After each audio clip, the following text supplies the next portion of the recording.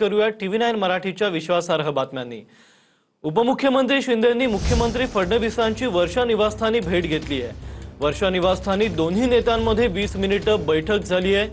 राजकीय घडामोडींसह निधी वाटपासंदर्भात चर्चा झाल्याची माहिती आता समोर येते आहे। उपमुख्यमंत्री शिंदेंनी वर्षा बंगल्यावर मुख्यमंत्री फडणवीसांची भेट घेतली आहे। या भेटीमध्ये दोन्ही नेत्यांमध्ये 20 मिनिटे चर्चा झाल्याचं कळतंय।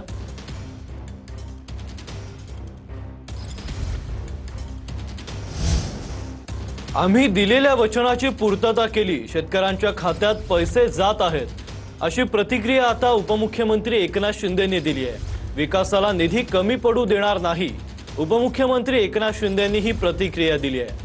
बालाजी कल्याणकरांच्या मतदारसंघात विकासासाठी 2,500 कोटी रुपये दिल्याचंही शिंदे म्हणतात।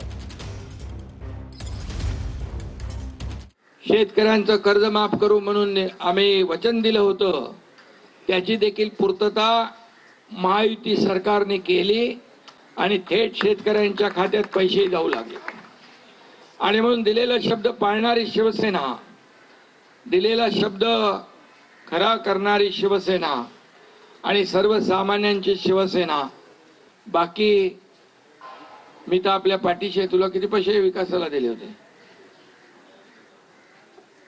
2,500 कोटी रुपये मी नाही सांगत, बालाजी कल्याणकर सांगतायत, त्यांच्या मतदारसंघात विकासाला दिले।